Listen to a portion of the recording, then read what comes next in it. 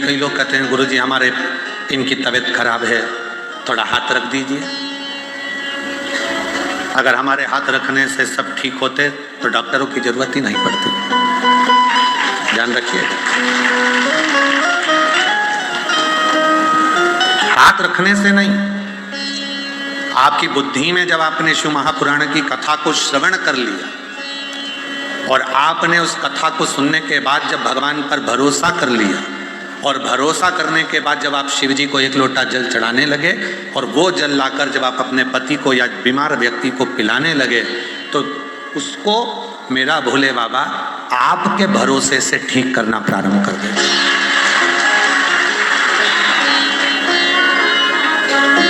आपका भरोसा। गुरु से तो केवल अगर मिलो तो एक बात कहो कि गुरुजी एक बार कृपा की दृष्टि से देख लीजिए, केवल एक बार हमको देख लो। और गुरु होता ही ऐसा है, करुणा की दृष्टि से जब देखता है, उसके नैनों में जो शिव समाया हुआ होता है, वो शिव की दृष्टि उस भक्त पर पड़ती है तो अपने आप उसके दुखड़े मिटना प्रारंभ होता है। केवल देखिए, आपके देख लेने पर, आप अगर देख लोगे, केवल देख लेने पर भी मेरा दुख समाप्त हो जाएगा, मेरा कष्ट मिट जाएगा। और कृपा की ना होती जो आदत तुम्हारी तो सोनी ही रहती अदालत तुम्हारी।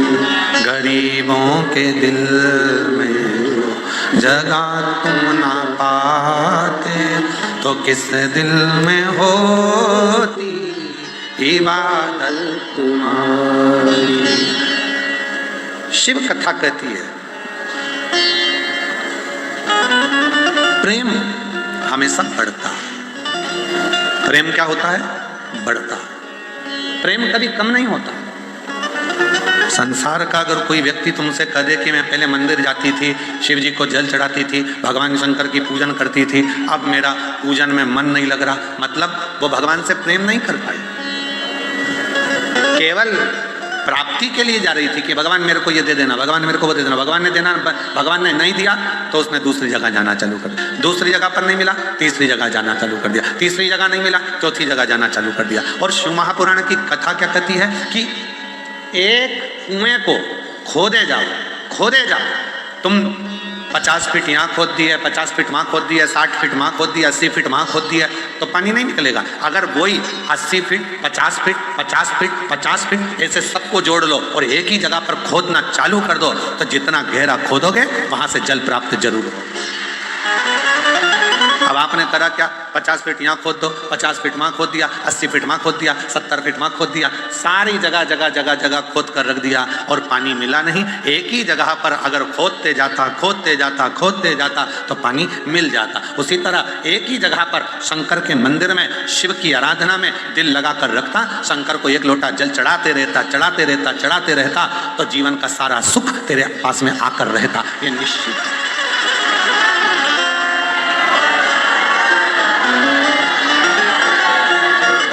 अब हमने करा क्या? थोड़े दिन नहीं, बाबा ने नहीं सुनी, अगले बाबा के यहाँ पहुंच गए, अगले बाबा ने नहीं सुनी, तीसरे बाबा के पास पहुंच गए, तीसरे बाबा ने नहीं सुनी, चौथे बाबा के पास पहुंच गए। एक ही जगह पर क्यों नहीं टिके? लोग कहते हैं हमारा प्रेम है शिव जी से। प्रेम बढ़ता है, प्रेम कम नहीं होता, बढ़ता है। वासना कम होती है पर प्रेम कम नहीं होता। शादी हुई और शादी होने के बाद में पहले तो खूब बात करते थे, 4 घंटा 8 घंटा 10 घंटा रात भर टिके ही रहते थे मोबाइल से। तकिए पे नींद भी लग जाती थी तो भी गुर्राटा भी भर रहा हो तो पत्नी उसको लगता था कि बात ही कर रहा है तो वो बोले ही जाती थी, और ये गुर्राटा भर रहा है वो। अब जो 3 घंटा 4 घंटा 6 घंटा 8 घंटा इतनी बात करता था, 4 महीने 6 महीने 1 साल 2 साल कब का प्रेम था? तो कहा हमारा तो 6 साल पुराना प्रेम है। 6 साल पुराना? अच्छा है, भगवान कृपा करे तुम्हारी शादी हो जाए। शादी हो गई, शादी होने के बाद में 1 साल ठीक रहा, फिर कम, फिर कम, फिर कम, फिर कम, और आखिरी में इतना कम हो गया, एक दूसरे से झगड़ा प्रारंभ हो गया, लड़ाई हो गई और अदालत में जाकर तलाक लेने के लिए खड़े हो गए। तो अब बताओ कि शास्त्र कह रहा है कि प्रेम बढ़ता है, वासना घटती है, मतलब वो प्रेम था ही नहीं, उसने तो केवल तुम्हारा स्वरूप देखा था और तुम्हारी युवान अवस्था देखी थी, इसलिए वो केवल तुमको कबाड़ा, उसने अपना बनाया और आखिरी में तुमको धीरे धीरे धीरे धीरे धीरे धीरे वो प्रेम कम हो गया। वो प्रेम नहीं है, उसको हम प्रेम नहीं कह सकते, उसको केवल वासना कह सकते, केवल वासना, वो प्रेम नहीं हो सकता। प्रेम की परिभाषा कहती है कि प्रेम बढ़ता है, प्रेम घटता कभी नहीं है। जितना अभी तुम शिव जी से लगन लगा रही हो ना, उतना और बढ़ेगा, फिर लगन लगाओगी तो और बढ़ेगा। शिव जी से जैसे प्रेम बढ़ता है, बाबा जी कथा जहां जहां शिव महापुराण की होती है वहां लोग बढ़ बढ़कर आते जाते हैं। तो कई लोग कहते हैं गुरुजी इतने शिव भक्त आ गए, करोड़ों में शिव भक्त पहुंच रहे हैं, लाखों में शिव भक्त पहुंच रहे हैं, उसका कारण क्या है? मतलब पहली कथा सुनी थी तो प्रेम हुआ था, जल चढ़ाते चढ़ाते और प्रेम बढ़ गया, बढ़ते बढ़ते इतने साल कथा सुनते सुनते हो गए तो अब तो और ज्यादा प्रेम बढ़ता चले जा रहा है, इसलिए जनमानस उमड़ता चले जा रहा है, प्रेम बढ़ रहा, प्रेम कम नहीं हो रहा। और हम तो बाबा से यही प्रार्थना करते हैं, भोले बाबा त्रिवेणी के संगम पर ऐसी कृपा करना, जो जिस भाव से कथा को श्रवण करने के लिए आया है खाली झोली लाया है। बाबा गंगा यमुना सरस्वती मैया, हे अक्षय वट, आपकी कृपा छाया इन सब पर बनाना, मेरे नाग वासुकी, मेरे भोले बाबा, हे शिव, इनकी झोलियां खुशियों से भरकर इनको घर भेजना, ऐसी कृपा और बड़े और कृपा की न होती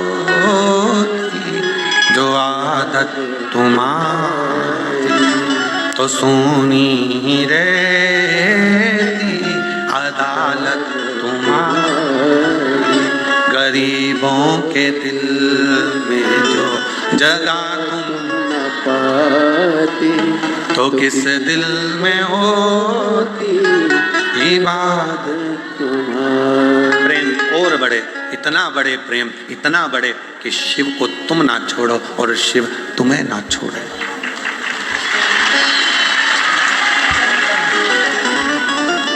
अच्छा एक बात बताओ, सब सावधानी से, रिटर्न बड़ा बेटा, एक बात बताओ,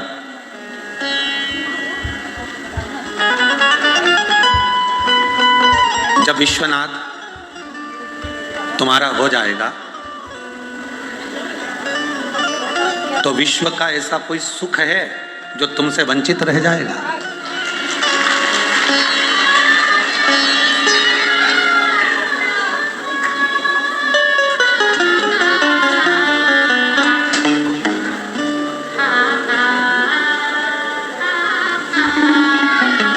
कहाँ जा रहे हो?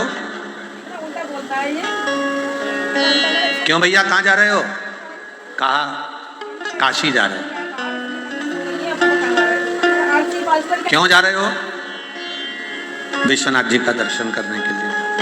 विश्वनाथ जी का दर्शन? हाँ, काशी और विश्वनाथ जी कहाँ? क्यों भैया कहाँ जा रहे हो? उज्जैनी जा रहे हो। क्यों जा रहे हो? महाकाल बाबा का दर्शन करने के लिए जा रहे हो। महाकाल बाबा का दर्शन? हाँ। अब विश्वनाथ जी चले, कॉरिडोर देखा और कॉरिडोर को जब देखा तो उस कॉरिडोर को देखकर मन कॉरिडोर में लगा, मन कॉरिडोर में लगा। विश्वनाथ जी के पास में जाना था, मन पूरे कॉरिडोर में लग गया और विश्वनाथ जी के पास जाकर मन को लगा नहीं पाया। उज्जैनी गया, कहाँ गए थे? महाकाल। ये चल नहीं रहे हैं बक्स। महाकाल कॉरिडोर का दर्शन किया, महाकाल तक पहुंचा, मन नहीं लगा। मन लगना था परमात्मा में, चित्त लगना था परमात्मा में।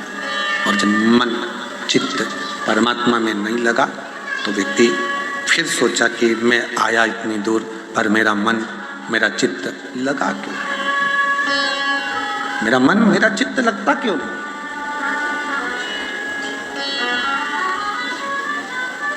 का समर्पण शिव के प्रति कितना है,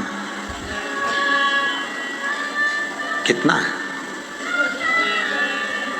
रामचरितमानस में एक लाइन आती है कि राम जी, भगवान श्री राम जब सोते हैं तो सोने से पहले अपने गुरु, माता पिता और महादेव का स्मरण कर कर सोते हैं। लक्ष्मण जी ने पूछा भगवान श्री राम जी से,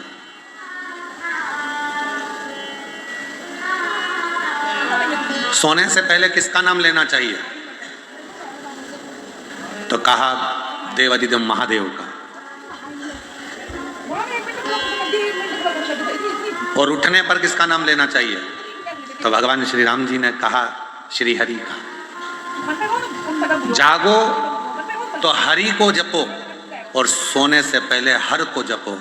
जब हरि और हर के मिलन का दिन निकलेगा, रात निकलेगी, तो तुम्हारे जीवन में सुख और खुशियां अपने आप आती चलेगी। तुम्हारे जीवन में सुख भी आएगा, खुशियां भी आएगी, आनंद भी आएगा। हरि और हर, ये दोनों का स्मरण आपके जीवन को सुख प्रदान करना प्रारंभ कर देगा। हरि और हर। शिव कथा कर रही है, भगवान शंकर का चरित्र कह रहा है, शिव महापुराण की कथा कर रही है, शिव तत्व कह रहा है। शिव के मंदिर जाना तो शंकर भगवान के शिवलिंग से मतलब रखना, भगवान शंकर के शिवलिंग से मतलब रखो, शिवलिंग की पूजन से मतलब रखो। बाकी के मंदिर में क्या लग रहा है, क्या लगा रहे हैं, क्या कह रहे हैं, कौन बोल रहा है, क्या बोल रहा है, उससे मतलब नहीं होना चाहिए। कथा सुनने के लिए आए हो, कहाँ बैठे हो? रोड के किनारे बैठे हो कि नाली के किनारे बैठे हो कि गटर के किनारे बैठे हो? गंदगी देखी क्यों रहे? तुम्हें तो बैठकर बाबा की कथा का रसतत्व ग्रहण करना। पीछे के दरवाजे पर आकर आवाज लगा रहे हो, चिल्ला रहे हो, या आगे के दरवाजे से आने का प्रयास कर रहे हो? बिल्कुल नहीं। आगे बैठोगे तभी शंकर जी मिलेंगे क्या? अरे बोलो तो जम के। या भगवान शंकर की कथा में सब। और अगर आगे बैठना ही है तो ये जो 5 दिन से आसन संभाल कर बैठे हैं, तुम तो 1 दिन के लिए आए हो, ये 5 दिन से जो जगह संभाल कर बैठे हैं, आप ऐसे आकर बैठो। और कितनी बड़ी बात सतुआ बाबा जी ने कही, और एक को नहीं कही, सतुआ बाबा जी ने सबको कही। माइक पकड़ कर बोले सतुआ बाबा जी कि ये कथा जो श्रोता भाई बहन जो प्रयागराज की धरा पर आए हैं, पोटला बांध बांध कर अपने सिर पर ले लेकर आए हैं, ये कथा उन भक्तों के लिए है, वीआईपी के लिए नहीं। यहाँ यही वीआईपी।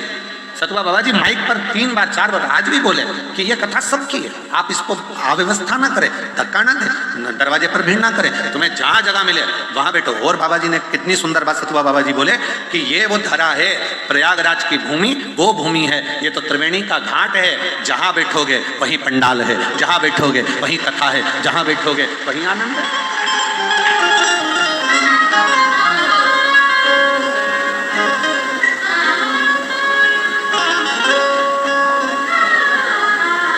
ठीक है, जहां बैठे हो तुम्हारी मर्जी, जहां बैठ जाओ तुम, बैठ करो, कथा का रसतत्व करो। बस इतना याद रखना, जब स्तुति करो, कथा सुनकर जब उठो, भूमि की रज को प्रणाम करो, मस्तक लगाओ, हृदय से लगाओ, और प्रणाम कर कर बाबा को अपने मन का भाव जरूर कहकर जाओ। इतना जरूर करना, जहां बैठो, जहां बैठकर सुन रहे हो, किसी भी पंडाल में बैठे हो, कहीं टीवी के सामने सुन रहे हो, एलईडी के सामने सुन रहे हो, तुम्हारी मर्जी पड़े, जहां माइक की आवाज आ रही है वहां बैठकर सुन रहे हो, दिल से उस परमात्मा को जो कहोगे वो सुनेगा। वो जंगल में सुनता है, वो पहाड़ पर सुनता है, वो वायु में सुनता है, वो जल में सुनता है, वो थल में सुनता है, आकाश में सुनता है, वनस्पति की सुनता है। ऐसा कौन है जिसकी वो ना सुनता? ऐसा कौन है जिसकी वो ना सुनता? सबकी सुनता है, तो क्यों ना सुनेगा वो? क्यों ना सुने? आप प्रभु आपकी कृपा से सब काम हो रहा है, प्रभु आपकी कृपा से सब काम हो रहा है। करते हो भोले बाबा मेरा नाम हो रहा है, करते हो भोले बाबा मेरा नाम हो रहा है, प्रभु आपकी कृपा से सब काम हो रहा है, भोले आपकी कृपा से सब काम। जिस दिन तुम शिव के दास बन गए, आज प्रयागराज की भूमि से याद रख लेना, जिस दिन तुम शिव के दास बन गए उस दिन तुम हर परीक्षा में पास हो गए।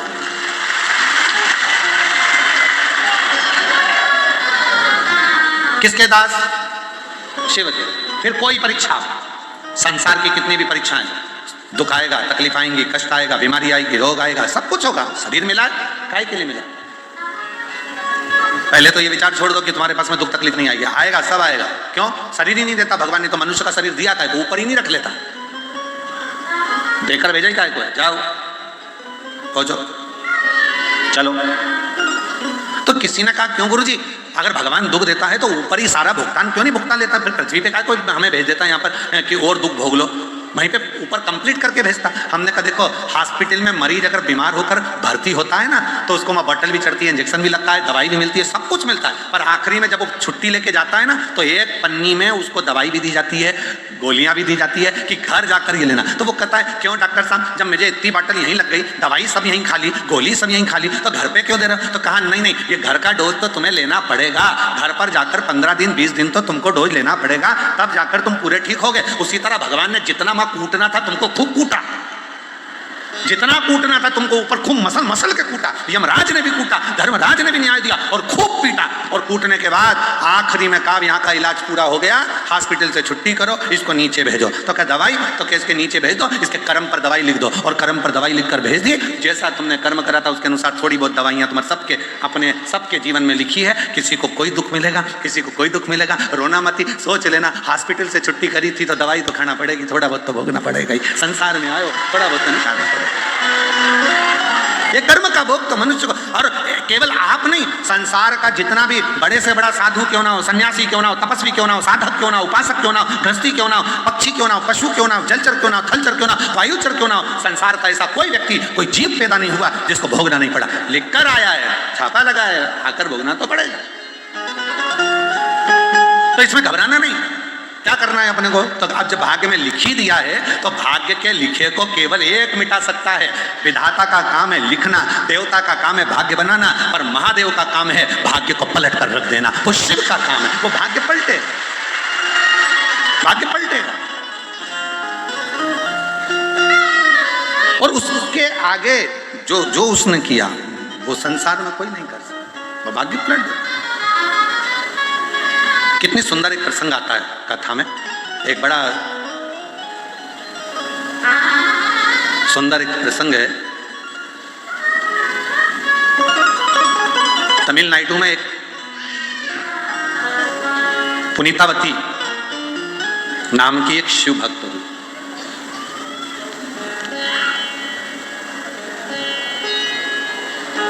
बहुत पुरानी कथा नहीं है,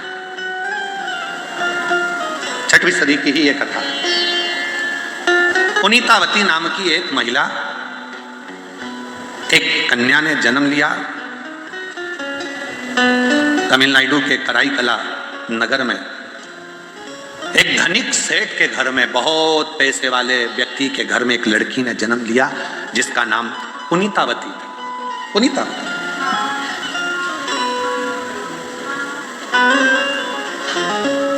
सेठ जी प्रतिदिन संध्या होते से ही प्रदोष काल में शंकर भगवान का अभिषेक पूजन करते थे। प्रतिदिन नियम था उनका, प्रदोष काल हुआ शिव को याद करते। हम आपसे भी कहते हैं, प्रतिदिन जब सूर्य डूब रहा हो, चंद्र उदित हो रहा हो, प्रदोष का जब समय हो, उस प्रदोष काल में आप भी शिव का स्मरण करो। अभिषेक नहीं कर सकते तो स्मरण करो। स्मरण कैसे? बस तुम्हें लग रहा है कि मेरे घर में धन की कमी है, संपदा की कमी है, मेरे घर में वैभव की कमी है, मेरे घर में लक्ष्मी की कमी है, मेरा व्यापार नहीं हो रहा, भगवान मेरे बच्चों की लाइन नहीं बैठ रही, ना विवाह हो रहा, ना उनकी कोई नौकरी लग रही है, तो शाम का समय प्रदोष काल, और दरवाजे की ओर जिस समय पर प्रदोष काल में प्रतिदिन मेरे शंकर भगवान माता पार्वती के साथ में नंदी पर बैठकर भ्रमण के लिए निकलते हैं, वो प्रदोष काल के समय पर दरवाजे की ओर मुख कर कर भगवान शंकर के या तो पंचाक्षर मंत्र नमः शिवाय, या षडाक्षर मंत्र ओम नमः शिवाय, या श्री शिवाय नमस्तुभ्यम, बस दरवाजे की ओर देखते हुए 5 बार या 7 बार शिव के नाम का उच्चारण कर कर, हे कुबेर भंडारी, हे कुबेरेश्वर महादेव, आपने लक्ष्मी को भी लक्ष्मी दी है, आपने कुबेर को भी लक्ष्मी दी है, कृपा करो मेरे घर में भी लक्ष्मी और वैभव दीजिए। झोली पसार कर नमः शिवाय श्री शिवाय नमस्तुभ्यम कहकर उस झोली को वापस अपनी ओर गिराओ। आप लगातार 2 महीना 3 महीना आप प्रदोष काल में शाम के समय भगवान शंकर जब रोज प्रतिदिन पार्वती और शिव जी निकलते हैं भ्रमण पर, उस समय पर आप रोज जब भगवान से निवेदन करोगी तो एक ना एक दिन मेरा भोले बाबा तुम्हारी झोली भर ही देगा। अब इसमें तुम्हारा धन लगा क्या? जम के बोलो जरा। इसमें तुम्हारा पैसा लगा क्या? इसके लिए तुम्हें कभी मंदिर जाना पड़ा क्या? इसके लिए तुम्हें कहीं जाना पड़ा क्या? नहीं, इसमें केवल समय का ज्ञान करना है कि शाम का समय प्रदोष काल का जो समय है, उस प्रदोष काल के समय में, और थोड़ा सा आगे पीछे भी हो जाएगा ना तो चलेगा। ये नहीं सोचना कि प्रदोष काल के समय पर मुझे मालूम नहीं पड़ा, ये समय निकल गया, मैं काम में लगी थी उसमें। प्रतिदिन नियम बनाओ, प्रतिदिन श्री शिवाय नमस्तुभ्यम, श्री शिवाय नमस्तुभ्यम, श्री शिवाय नमस्तुभ्यम, श्री शिवाय नमस्तुभ्यम। प्रतिदिन प्रदोष काल में भगवान शिव के नाम का उच्चारण करना प्रारंभ कर। उसका प्रमाण है क्या गुरुजी? कहीं मत जाओ प्रमाण देखने के लिए। यह शिव महापुराण की कथा में जो पतराया इसको देखो, प्रमाण देखना है। मोहिनी उदय भान सिंह बहिंगा जिला महोबा उत्तर प्रदेश से आई हैं। कहीं बैठी हो तो हाथ हिला सकती हैं, कहीं बैठी हो तो हाथ हिला सकती हैं, और अगर आई हो तो आ सकती हैं। मेरा नाम मोहिनी सिंह, मेरी शादी को 11 साल हो गए थे गुरुदेव, संतान का सुख नहीं था, इलाज करा करा कर थक गई। तब टीवी पर एक बार सुन लिया था कि प्रदोष काल में अगर जो भोलेनाथ से मांगा जाता है वो भोलेनाथ देता है। सफेद आंकड़े की जड़ का प्रयोग करा, पशुपतिनाथ का व्रत करा, 2 बार सीहोर होकर आ गई और बाबा की ऐसी कृपा हो गई। डॉक्टर ने तो मना करा था कि मैं कभी मां नहीं बन सकती, और बाबा की कृपा से 2023 में 2 नवंबर को बाबा की कृपा से मुझे जुड़वा 2 बेटों ने जन्म लिया। मैं बाबा को प्रणाम करने के लिए दोनों बच्चों का मैं फोटो लगा रही हूं। जुड़वा 2 बच्चों का जन्म हुआ, एक का नाम विराज, एक का नाम वेदांत। 2 बच्चों ने जन्म। 11 साल के बाद मेरे घर में बाबा ने खुशी दी। प्रदोष काल का जो समय होता है, आप दूसरी जगह ना जाकर ये स्मरण, कहीं बैठे हो तो बच्चों को लेकर तो आ सकते, कहीं ना जाए। प्रदोष काल में शाम के समय उस शिव को याद करो जो रोज प्रतिदिन माँ जगत जननी को लेकर नंदी पर चढ़कर भ्रमण करने निकलते हैं, प्रतिदिन निकलते हैं।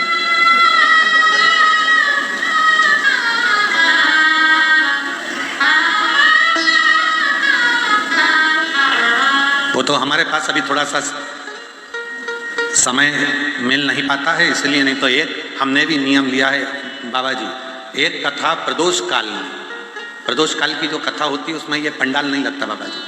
प्रदोष काल की कथा में केवल स्टेज लगता है, मंच लगता है, और खुले आसमान में बैठकर वो कथा का वाचन होता है। तो कभी योग बनेगा तो एक बार वो कथा का भी स्मरण, प्रदोष काल की कथा हमारी बोली हुई है, वो सबको, पूरे भारतवासी नहीं देश विदेश में उसका स्मरण करेंगे। और वो प्रदोष काल में ही होती है, प्रदोष के काल में उसका स्मरण चालू होता है। प्रदोष काल, प्रदोष काल में ही प्रारंभ, प्रदोष काल शिव तत्व महाराज। आप मांगो उसको प्रदोष काल में, आप उससे प्रार्थना करो प्रदोष काल में। और यहां तक कहेंगे, यहां तक कहेंगे, जिस नारी की गोद 25 साल शादी के हो गए, 20 साल, जैसे कल एक माता ने लिखा था हमारी 21 पत्र हो रहा है, देखो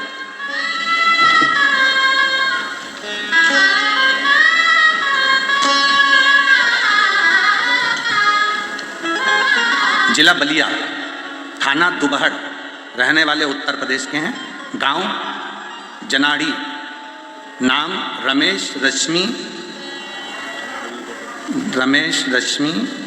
क्या लिखा है, जरा इनको दिखाओ पढ़ेंगे लोग। रमेश रश्मि क्या लिखा है, अपना रमेश रश्मि पत्नी, गीता रश्मि पत्नी लिखा। अच्छा, गीता रश्मि, मोबाइल नंबर ये कहीं बैठे हों तो इधर बैठे हैं, आ जाओ बच्चे को लेकर आ जाइए।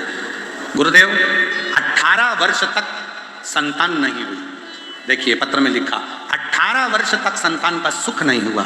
ऐसा कोई डॉक्टर नहीं जिसके पास इलाज ना कराया हो।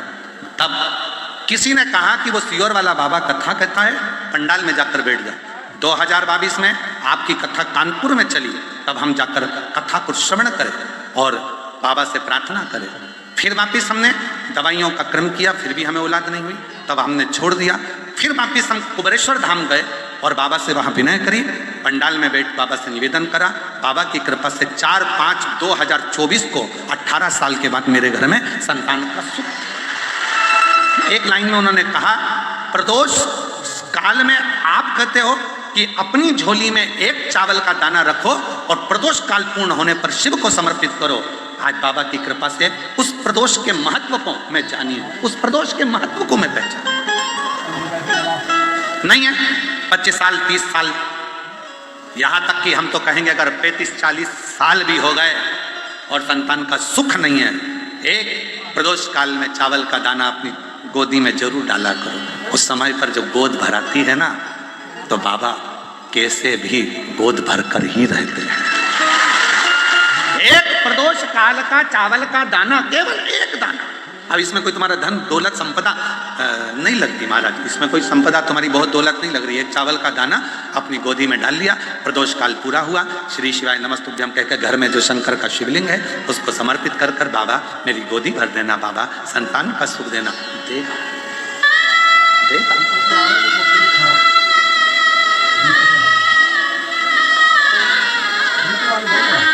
तेरे दरबार की बाबा निराली शान देखी, तेरे दरबार की बाबा निराली शान देखी है।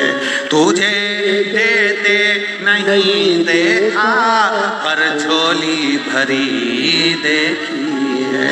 तुझे देते नहीं देखा झोली देखी है। मुख दुनिया मोड़ेगी बाबा तू मुखड़ाना मोड़े, मुख दुनिया मोड़ेगी बाबा तू मुखड़ाना मोड़े। मेरी लगी परी तीन बाबा तू वेना। कृपा करता है। प्रदोष काल में नहीं है संतान, 21 साल 15 साल 16 साल 12 साल हो गए, कोई बात नहीं, कोई बात नहीं। विश्वास रखना, भरोसा रखना।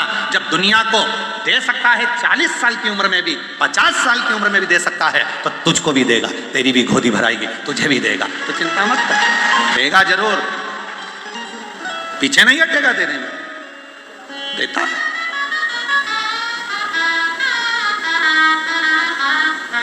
अच्छा ईमानदारी से बोलो, तुम्हें मेरे बाबा ने नहीं दिया होता तो तुम आते इतनी दूर कथा में? उसने कुछ तो तुमको दिया है, एक लोटे जल ने, तब तो तुम लाखों की संख्या में प्रयागराज आए आते। ये देखो जरा, हम तो पढ़ नहीं पा रहे। ये देखिए, देखो कैमरे वाले भैया, इसको दिखाना जरा पत्रों को, ठीक है? जरा इनको मालूम तो पड़ना चाहिए कि किसको कितना देता है बाबा।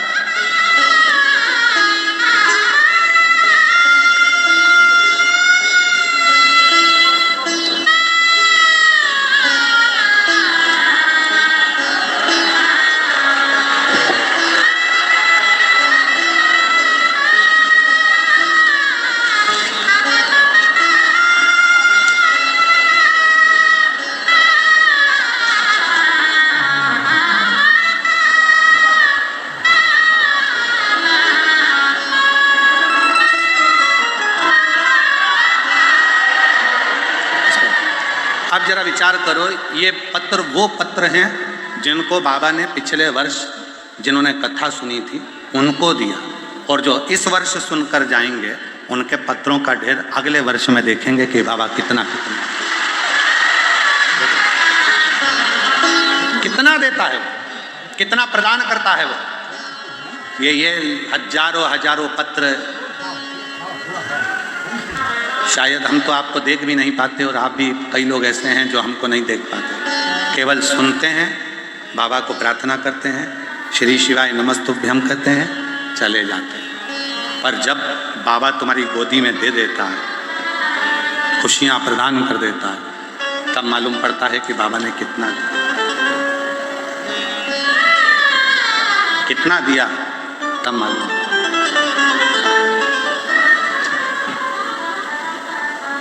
तेरे दरबार की बाबा निराली शान देखी है, तुझे देते नहीं देखा पर झोली भरी देखी है। हमने देते नहीं देखा, शंकर को कभी नहीं देखा कि वो दे रहा है, पर आता है, झोली भर जाता है, किसको दे जाता है, कब दे जाता है, पता ही नहीं पड़ता, कैसे देता है मालूम ही नहीं पड़ता। आप सब आए हो, बैठे हो, दिल से कथा सुन रहे हो, वो दिल से कथा सुनोगे तो वो दिल से देता भी, प्रदान करेगा, देता क्या ना देगा। जो दिल से मांगोगे वो दिल से देगा, जो दिल से मांगोगे वो दिल से देगा। मेरा भोला भंडारी रे खाली झोली भर देगा, मेरा भोला भंडारी रे खाली झोली भर देगा। मस्तक पे चंदा है उजियारा कर देगा, मस्तक पे चंदा है उजियारा कर देगा। मेरा भोला भंडारी है खाली झोली भर देगा, मेरा भोला भंडारी है खाली झोली भर देगा। आप जो मांगो, जिस भाव से मांगो, जिस हृदय से कहोगे वो स्वीकार करेगा, जिस भाव से। पुनीतावती सेठ के घर में जन्म हुआ उसका, धनपति के घर में, बहुत संपदा, बहुत वैभव, बहुत धन, बहुत संपदा, सेठ जी के घर में, उनके घर में जन्म हुआ। एक लड़की का जन्म हुआ है, एक बेटी का जन्म हुआ है। और सेठ जी ने, पर नियम था प्रदोष काल में भगवान की आराधना करना, प्रदोष काल में शिव का अभिषेक करना, प्रदोष काल में शंकर की भक्ति करना, प्रदोष काल।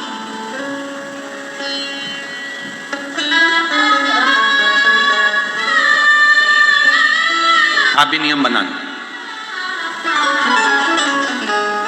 नहीं दुख हटराना, प्रदोष काल में शिव का नाम लो। तकलीफ नहीं दूर हो रही ना, प्रदोष काल में शंकर का नाम लो। दुख दूर नहीं हो रहा, प्रदोष काल में शिव के नाम का उच्चारण करो, दिल से पुकारा करो, श्री शिवाय नमस्तुभ्यं, श्री शिवाय नमस्तुभ्यं, श्री शिवाय नमस्तुभ्यं, श्री शिवाय नमस्तुभ्यं। आखिरी में हाथ जोड़कर प्रणाम भी करो, नमन भी करो, विनय भी करो, दिल से प्रार्थना भी करो। प्रदोष काल का समय शिव के भ्रमण का समय, प्रतिदिन मेरा बाबा माँ जगत जननी आद्य शक्ति को नंदी पर बिठाकर भ्रमण करने निकलते, प्रतिदिन, रोज।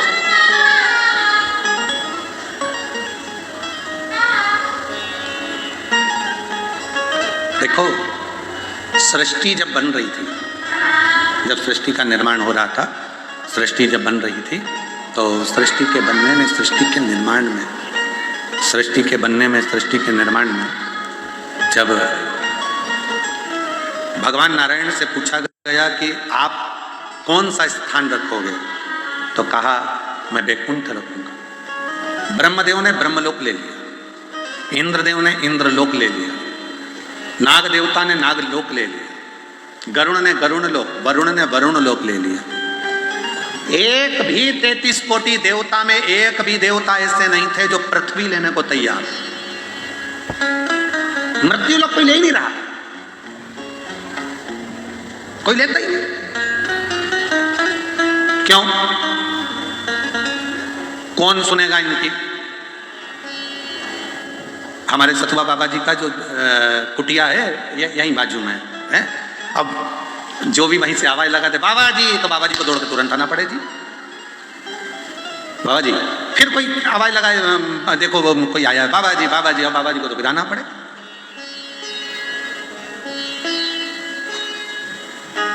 दौड़ दौड़ कर आना पड़े। वो तो बाबा जी को हम धन्यवाद दें, सतुआ बाबा जी को, कि उनको ये मालूम है कि हम एकांत में रहे भगवत भजन करते रहते हैं, तो उन्होंने हमारी पूरी चारों तरफ से सेफ्टी बना कर रखी है। बाबा जी धन्यवाद, आपको बहुत बहुत साधुवाद। कोई अंदर आता भी नहीं और हमारा भजन चलता रहता है। मालूम है कि मिलते भी नहीं और ज़्यादा किसी से मिलना जुलना या किसी से बात करना ठीक नहीं, हम नहीं मिलते। पर बाबा जी तो जाते तो आवाज, और सरल स्वभाव है तो कोई भी आवाज लगा देते बाबा जी रुक क्या है। पृथ्वी पर रहना, मृत्यु लोक में रहना और मृत्यु लोक को संभालना बहुत कठिन काम है। ब्रह्मा जी बोले मैं ब्रह्म लोक संभाल लूंगा, भगवान विष्णु बोले मैं वैकुंठ लोक संभाल लूंगा। सारे देवता अपना अपना लोक संभालने को तैयार थे, पर मृत्यु लोक को यहाँ आ जाओ, मृत्यु लोक कोई संभालने वाला नहीं था। कौन संभालेगा मृत्यु लोक?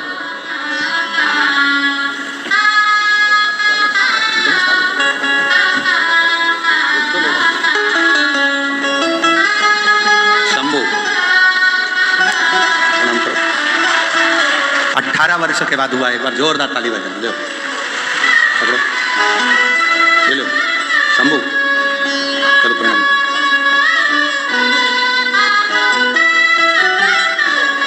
रोते नहीं, आंसू पोछो, जो दिल से मांगोगे तो बाबा ने दे दिया, आंसू पोछो अच्छे से जाओ। दिल से दे देगा, जो दिल से मांगोगे वो दिल से दे देगा।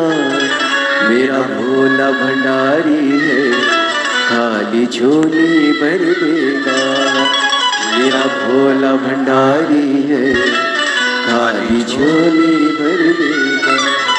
मस्तक पे चंदा है उजियारा कर देगा, मस्तक पे चंदा है उजियारा कर देगा। मेरा भोला भंडारी है, खाली झोली भर देगा। मेरा भोला भंडारी खाली झोली भर देगा। वो कृपा करने वाला, वो करुणा करने वाला। मृत्यु लोक कोई भी देवता लेने को तैयार नहीं है, क्योंकि इनके दुखड़े कौन सुने, और दुखड़े सुने तो पूर्ति करना भी पड़े। भगवान नारायण बोले मैं मृत्यु लोक नहीं लूं, भगवान ब्रह्मा जी बोले हम मृत्यु लोक नहीं ले। अब सबने अपना अपना लोक ढूंढ लिया। शंकर भगवान अकेले बचे। उनसे पूछा तुम्हें क्या दें? शंकर भगवान बोले कुछ बचा है? तो क्या पृथ्वी का मृत्यु लोक, ये पृथ्वी बची है, मृत्यु लोक बचा है। शंकर भगवान बोले हम लेने को तैयार हैं। लेने को तैयार हो? हाँ पक्का? हाँ। मछली को भी दर्द होगा तो तुम्हें तोड़ना है, इल्ली को भी दर्द होगा तो तुम्हें तोड़ना है, कीट पतंगे को भी दर्द होगा तो तुम्हें तोड़ना है।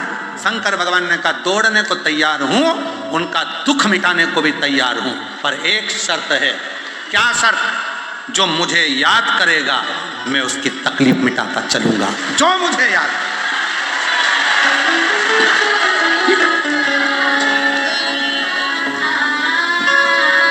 ठीक है। फिर तुम तो बहुत व्यस्त हो जाओगे। शिव जी बोले व्यस्त होने की जरूरत ही नहीं। जो मस्त होता है वो ऑलरेडी व्यस्त होता है। जिसके चेहरे पर प्रसन्नता। एक बार संत एकनाथ जी बाबा जी कथा कर रहे थे पंढरपुर में, और पंढरपुर में संत एकनाथ जी बाबा जी कथा कर रहे। संत एकनाथ जी कथा कर रहे और 3 महिलाएं बूढ़ी बूढ़ी, 3 महिला बाल सफेद और 3 महिला एकदम बुजुर्ग सी, और सामने आके कथा सुनने बैठ जाते। जैसे हमारे सतुआ बाबा जी के पास में वो अध्यक्ष जी बैठे हैं, ऐसी सफेद बाल, और तो ऐसी ही बुजुर्ग माताएं 3 संत एकनाथ जी के यहाँ कथा सुनने के लिए चली जाती। अब 3-4 लड़कों को लगा कि ये लेडीज महिला तीनों कथा में आकर बैठ जाती हैं और बड़ी दिल से कथा सुनती हैं, और बाबा जी कथा कहते हैं तो बार बार इनको देखकर कथा कहते हैं। अब इन मूर्खों को कौन समझाए कि कथा बाँचने वाला कथा जब बाँचता है, जिसका मन कथा में ज्यादा लगता है, उसी को तो देख देख कर बोलना पड़ता है, उसी को देखकर बोलना पड़ता है। एक कवि जो होता है ना, कविता पाठ करने वाला कवि सम्मेलन में, तो कवि क्या करता है, पूरी सभा में देख लेता है कि मेरी कविता कौन सही सुनेगा, तो फिर उसी के मुख से वो वाह वाह वाह वाह वाह सुनना चाहता है।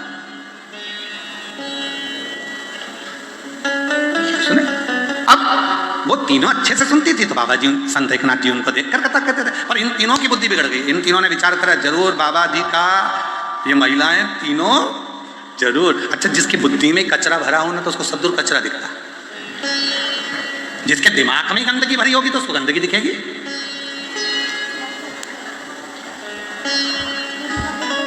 जिसके दिमाग में अच्छाई भरी होगी उसको सब अच्छा दिखेगा। वाह साहब क्या माघ मेला चल रहा है, वाह साहब क्या कथा चल रही है, वाह साहब पूरे पंडाल खोल दिए, पूरे संतों ने अपने अपने पंडाल खोल दिए, पूरे संतों ने क्या भंडारा कर रहे हैं, पूरे संत क्या भोजन करा रहे हैं, सुबह सुबह से चिल्ला चिल्ला कर आवाज लगा रहे हैं, ओ आओ संत भगवान पधारो, और साथ में चिल्ला रहे हैं कथा के भक्त भी पधारो, इतनी आवाज लगा रहे हैं। और क्या चाहिए, इतने सारे संत साधु सन्यासी तपस्वी सबने अपने अपने पंडाल खोल दिए। जो संत जाने के तैयारी में थे, पेटियां बंद हो गई थी, सामान पैक होकर जाने लगा था, उन संतों ने कहा वो रुक जाओ रे, इतने आए, इनको और खिलाते खिलाते चले, इनको और खिला दे, पिलाओ चाय पिलाओ। फिर आवाज लगा रही, सुबेरे से आवाज लगा रहे चिल्ला के, सुबेरे 5:30 बजे से चिल्लाना जो चालू करा, कोठारी की जय, भंडारी की जय, पुजारी की जय, संत भगवान चाय तैयार, संत भगवान पधारो, ये वाले अखाड़े में चाय बन के तैयार हो गई, और फिर पीछे से आवाज आएगी, संत भगवान के साथ में जितने भक्त कथा सुनने आए हैं पधारो, चाय की तैयारी। संत भगवान मन में सोचे इतनी भीड़ में चाय पीने कौन जा, इनको जान दो, तुम जाओ पहले। सब अब जिन संतों ने अपना सामान पैक कर लिया, जाने की तैयारी हो गई, जरा विचार करो, संत हृदय नवनीत समाना, संत का भाव कितना निर्मल है, तुरंत भंडारे चालू कर दिए, पंडाल खोल दिए गए, जाओ बैठो कथा सुनो और भोजन करो, चाय पियो, चल ये आनंद। शिव कथा कर रही है, भगवान शंकर की पवित्र चरित्र, भगवान शंकर का पुनीत पावन चरित्र वर्णन कर रहा है। जिसकी बुद्धि में गंदगी भरी उसको गंदगी दिखेगी, और नहीं तो कोई आएगा तो कहेगा वाह वाह क्या कथा चल रही है साहब, क्या भीड़, क्या आनंद, क्या आनंद। कल एक माता जी करी लिख के भेजी कि गुरुजी वो हम आरती नहीं कर पाते हैं क्योंकि भीड़ बहुत ज्यादा। तो कौन कराए आरती, करो, दिया मत लगाओ, मोबाइल में टॉर्च तो है ना,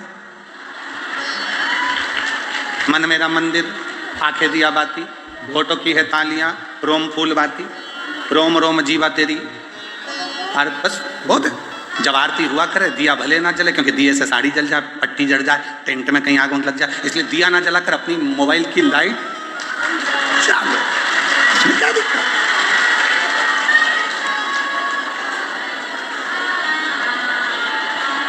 अब किसी ने,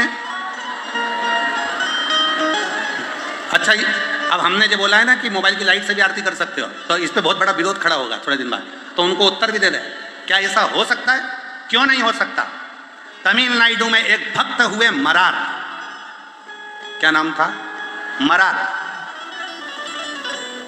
शूद्र थे, शिव के भक्त थे, शंकर के भक्त। मरार के पास में धन नहीं था, पैसा नहीं था, तो मरार ने विचार करा कि भोले बाबा एक बार मंदिर बनाना है तुम्हारा, कुछ भी हो जाए तुम्हारा मंदिर बनाना, और याद रखना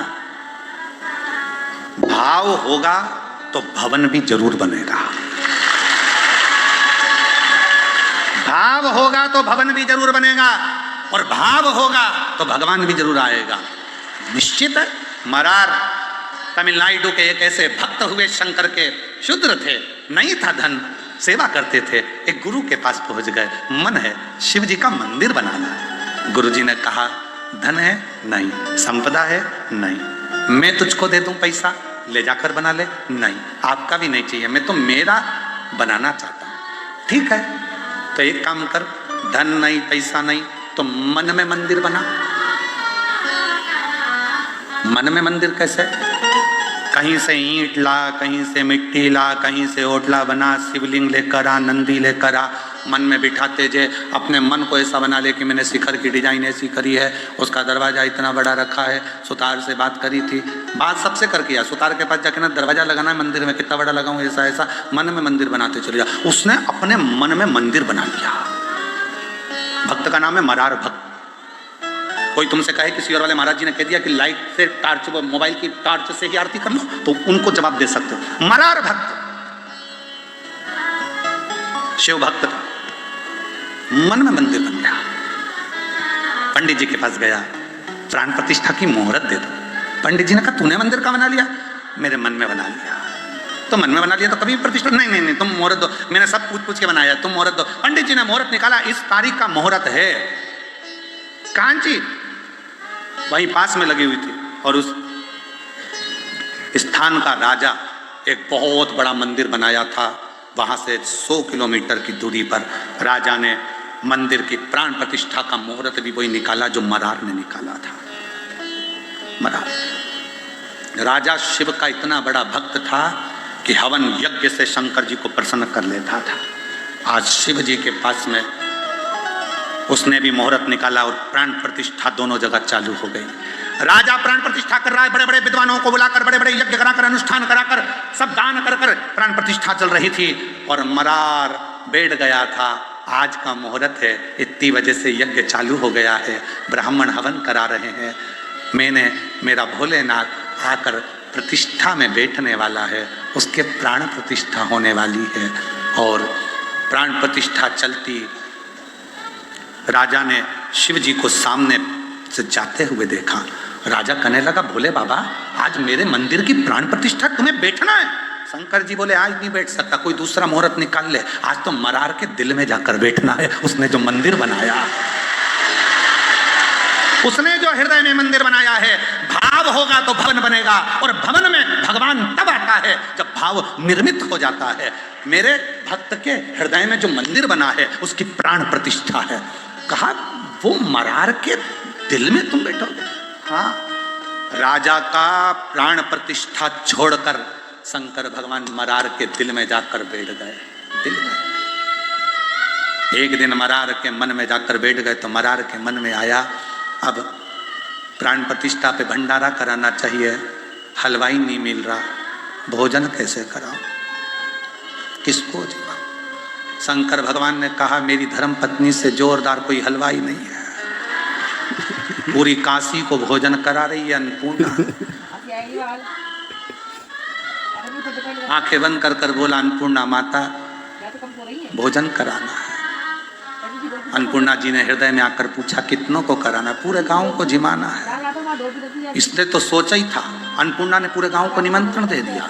जो जहां बैठा था वहां पंगतें लगना चालू हो गई, भंडारे चालू हो गए, मालपुआ खीर रबड़ी सब बनना प्रारंभ हो गया। भंडारे चल रहे थे, जैसे ही आंख खुली इतना बड़ा भंडारा। सारे गांव के लोग कहने लगे मरार गजब कर दिया, तेरे पास इतना पैसा कहां से आ गया कि खीर मालपुआ खिला रहा? मरार कहने लगा मैंने तो प्राण प्रतिष्ठा का भंडारा करा था। लोगों ने पूछा मंदिर कहाँ है? तो के भीतर। प्रतिष्ठा हो गई, आओ भगवान बैठ गए, आओ। वो भंडारा सारा गांव खा रहा था। कोई तुमसे पूछे किसी और वाला बाबा कह दिया कि दिया बाती भी नहीं हो तो टार्च तो है ना मोबाइल। दिल भाव होगा तो भवन बनेगा। वो प्रैक्टिकल करके देखो मरार की इस कथा का, मरार की कथा का प्रैक्टिकल करके देखना। कई माताएं कहती हैं हमारे यहाँ मंदिर नहीं है, कोई माता कहती है हमारे मंदिर दूर है, कोई माता कहती है हम मंदिर नहीं बना सकते, कोई माता कहती है हमारे पास पैसा नहीं है, हम मंदिर कैसे बनाए। शिव पुराण कहती है एक बार शंकर का छोटा सा शिवलिंग किसी पेड़ के नीचे भी रखकर देख लो या खुले आसमान में रखकर देख लो, जल चढ़ाते रहोगे, भाव बढ़ता रहेगा तो एक दिन उस भाव के कारण वहां भवन बनकर ही रहेगा, मंदिर बनकर ही रहेगा। चढ़ाते रहो। एक बार अयोध्या में मेरे भगवान राम टेंट में आकर बैठ गए और टेंट में बैठे रहे तो लोगों का भाव बढ़ता रहा, भाव बढ़ता रहा, भाव बढ़ता रहा, भाव बढ़ता रहा, भाव बढ़ता रहा। ऐसा भाव बन गया कि आज वो टेंट की जगह पर अयोध्या में मेरे भगवान श्री राम मंदिर में जाकर विराजमान हो गए। भाव है तो भवन है, भाव है तो भगवान है, और भाव ही नहीं तो मंदिर कितने भी बनाकर रख दो, भाव नहीं है तो फिर भगवान भी नहीं। कई कई मंदिर ऐसे हैं बने बहुत बड़े बड़े हैं पर कोई जाता ही नहीं है, भाव ही नहीं है। माँ तो लोग सोचते हैं कि कमाने के लिए बना लिया, आन दो धन दौलत संपदा, तो भाव भी तो होना चाहिए। भाव अच्छा होगा तो भगवान आएगा, भाव ही नहीं। भोलेनाथ ने कही मेरी पत्नी तो ज्यादा स्नेह चाहिए, प्रेम चाहिए। एक पत्र है, अच्छा गुरु जी कोई गलत सोच है।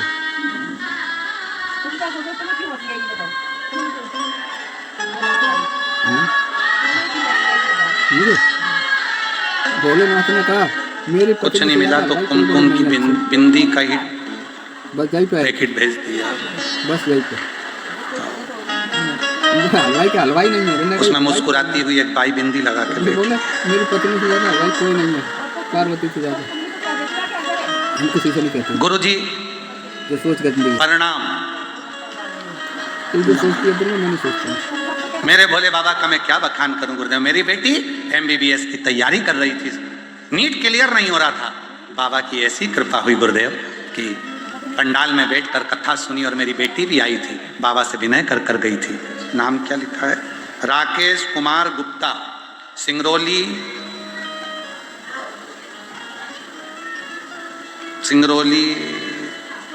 हाँ जो भी है, dash dash dash Madhya Pradesh. कहीं बैठी हो तो आप ही हैं क्या? आ जाओ बेलपत्र लेके जाओ। चलो पहले तो ये बताओ पत्ता कहाँ से लाई थी? बिंदी का हो तो मंगरौली। अब यहाँ मेरी बेटी MBBS की तैयारी कर रही थी, गुरुदेव सिलेक्शन नहीं हो रहा था, नीट क्लियर नहीं हो रहा था। एक बार बाबा से प्रार्थना करी और बाबा से प्रार्थना कर बाबा ने ऐसी कृपा कर दी, पंडाल में बैठकर जो मांगा, आज मेरी बेटी MBBS बन रही है, डॉक्टर कर रही है। मैं बाबा को प्रणाम करने आई हूँ। गुरुदेव मेरे पति जब 12 वर्ष की उम्र में थे, मेरे पति जब 12 साल के थे, उनका पाँव का ऑपरेशन हुआ था 12 साल की उम्र में, तो वो पाँव से लंगड़ा कर चलते थे, पाँव पूरा नहीं रख पाते थे। गुरुदेव मैं इनको सीहोर ले गई और सीहोर में हम वहाँ से रुद्राक्ष लेकर आए और रुद्राक्ष का जल इनको पीने को देना चालू करा। गुरुदेव 50 साल से लंगड़ा कर चलते थे, आज बाबा की कृपा से रुद्राक्ष के जल से पूरा पाँव टिकने लगा और आराम से पूरे अच्छे से चलते हैं, अब लंगड़ा कर नहीं चलते। हाँ आ जाओ।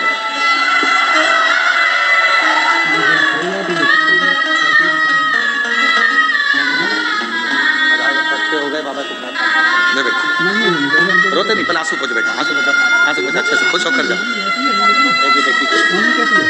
रोते नहीं, अच्छे खुश हो अच्छे से। अब तो देखो पाँव भी बढ़िया चक हो गए, बेटी भी डॉक्टर बन रही है, अब क्या रोना, शिव कृपा। अच्छे खुश हो, अच्छे खुश होकर जाओ, आंसू पोछ कर जाओ, बढ़िया खुश हो। मेरा तू ही तो हमदर्द जिसे हर पति पाँव से लंगड़ा कर चलते थे 50 साल से, आज बाबा की कृपा से पूरी तरह से चल रहे हैं। ये शिव के रुद्राक्ष का महत्व है। गुरुदेव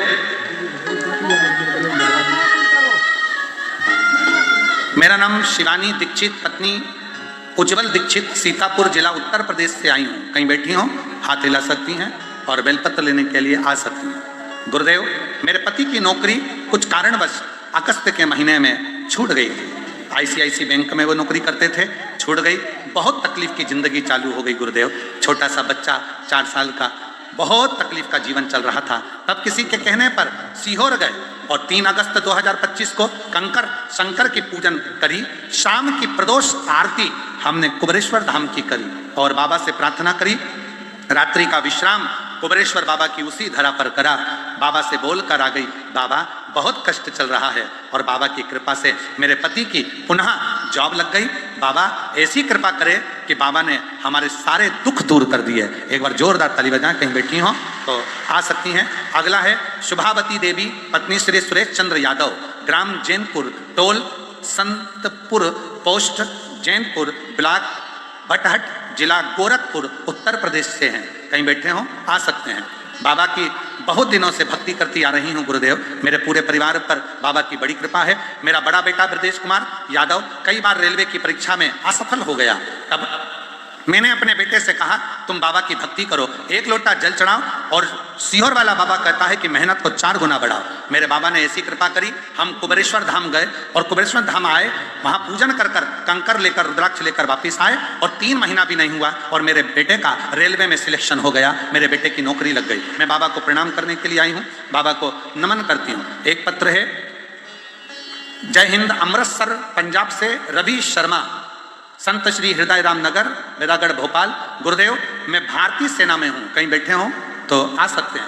मैं भारतीय सेना में हूँ और अमृतसर पंजाब से आया हूँ, रहने वाला भोपाल का हूँ, अमृतसर में मेरी नौकरी है। गुरुदेव, मेरा बेटा कक्षा 12वीं में सेना का परीक्षा दे रहा था पर क्लियर नहीं हुआ।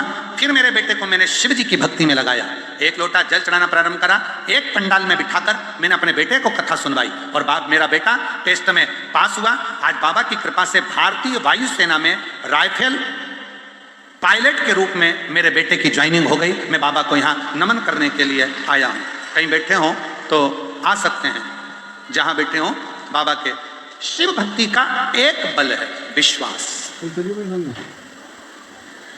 शिव भक्ति का एक बल है भरोसा, भरोसा, विश्वास। इसलिए भाव होगा, तुमने जहां शंकर जी रखे और जल चढ़ाना प्रारंभ करा, भाव बढ़ते बढ़ते बढ़ते बढ़ते वहां भगवान अपने आप आते हैं और भवन भी बन जाता है और शिव आकर विराजमान हो जाता है। भाव बढ़े, भाव बढ़े। दुनिया के आगे प्रभु चुपचाप मेरे काम, दुनिया के आगे प्रभु चुपचाप मेरे काम। मेरा तू ही तो हमदर्द है जिसे हर दर्द कहता हूं। इसलिए दिल से उससे कहो, प्रार्थना करो, विनय करो। जो दिल से मांगोगे वो दिल से दे देगा, जो दिल से मांगोगे वो दिल से दे देगा। मेरा भोला भंडारी है, मेरा भोला भंडारी है, खाली झोली भर देगा। मेरा भोला भंडारी है, खाली झोली भर देगा। जो दिल से मांगोगे वो दिल से दे देगा, जो दिल से मांगोगे वो दिल से दे देगा। मेरा भोला भंडारी है, खाली झोली भर देगा। मेरा भोला भंडारी है, खाली झोली भर देगा।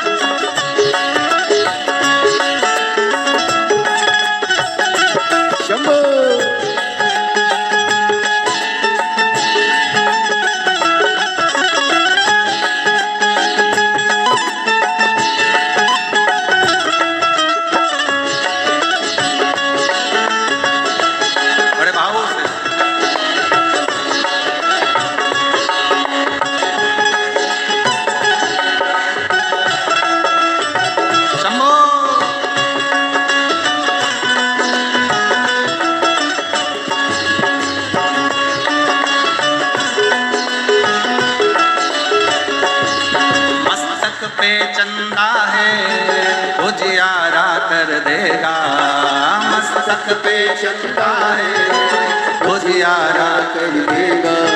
ओ मस्तक पे चंदा है उजियारा कर देगा, मस्तक पे चंदा है उजियारा कर देगा। मेरा भोला भंडारी है, खाली झोली भर देगा। मेरा भोला भंडारी है, खाली झोली भर देगा। मेरा भोला भंडारी है, खाली झोली भर देगा। मेरा भोला भंडारी है, खाली झोली भर देगा।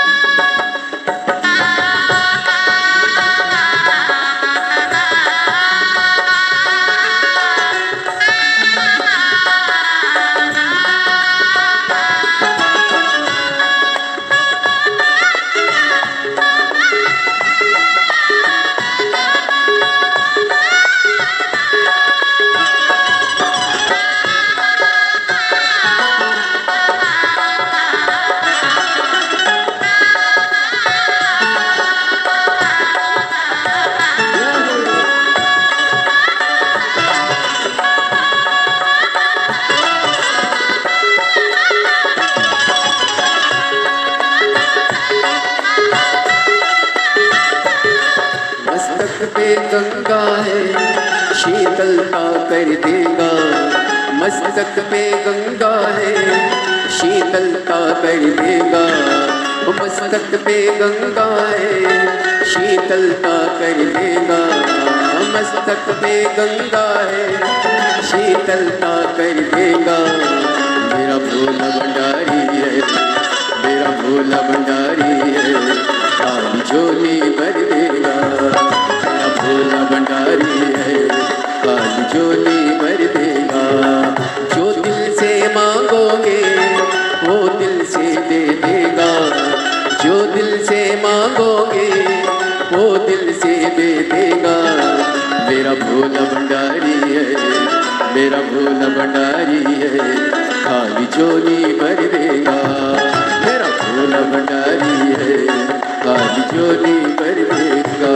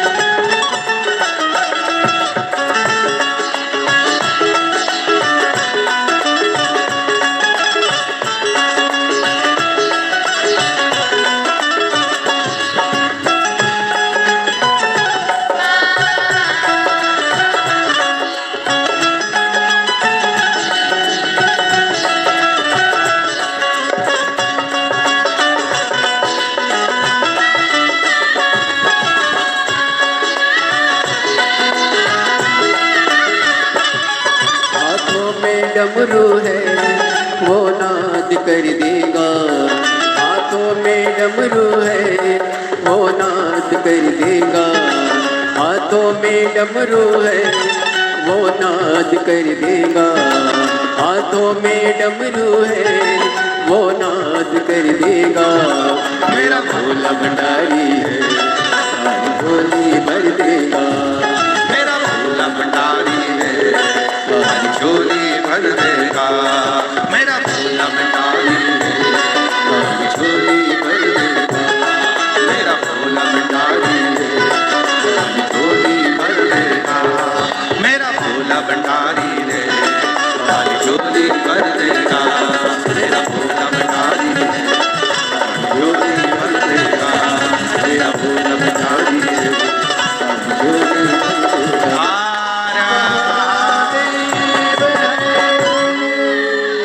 अपने स्थान पर बैठकर बाबा देवाधिदेव महादेव को अपने मन का भाव कहिए, दिल से प्रार्थना करिए, विनय करिए, निवेदन करो।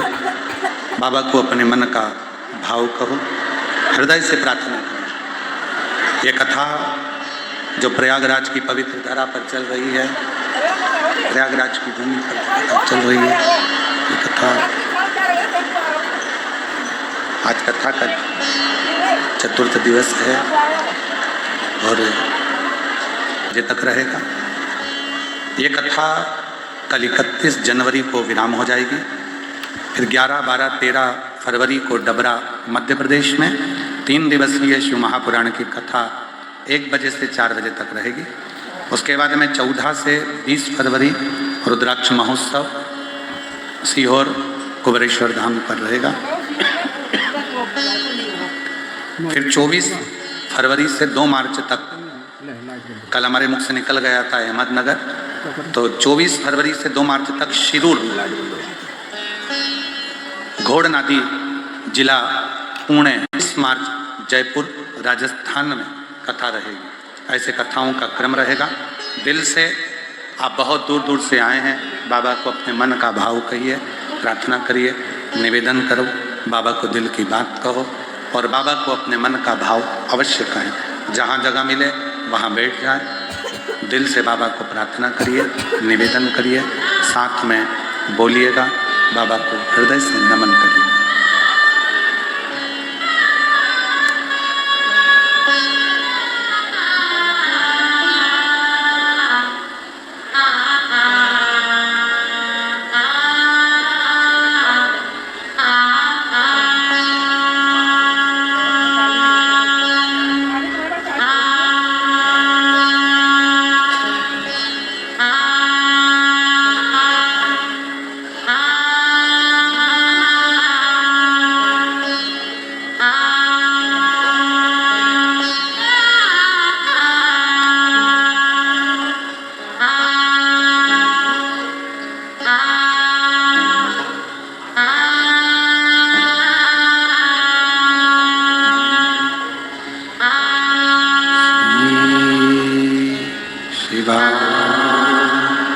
नमस्तुभ्यं श्री शिवाय नमस्तुभ्यं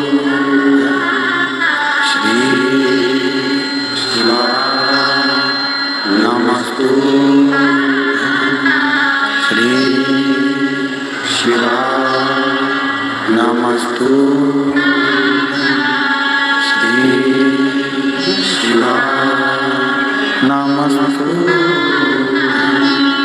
भोला सब दुख का हारा ओ भोला सब दुख का शिव शंकर जपो तेरी माला भोले बाबा जपो तेरी माला भोला सब दुख का ओ भोला सब दुख का वेश है मंगल का वेश है मंगल का शमशान वासियाँ शमशान वासियाँ ओ सब दुख का ओ सब दुख का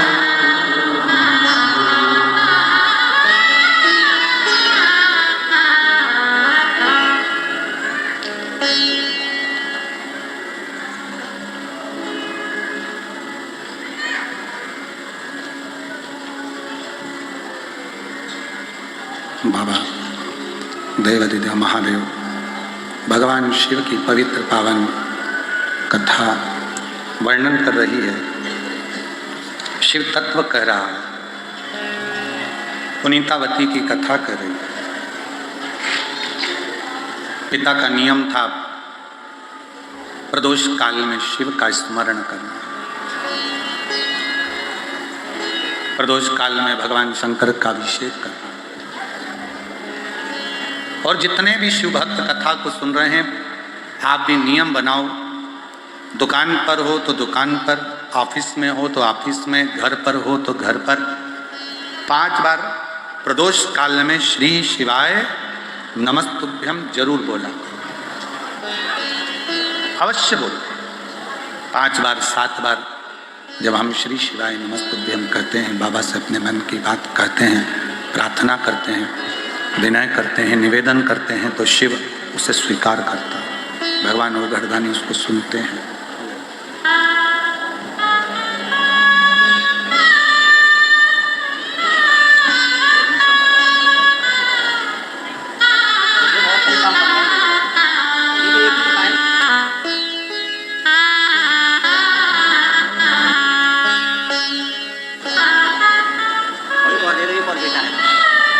शिव कथा कर रही है, भगवान शंकर की पवित्र कथा कर रही है। पुनीतावती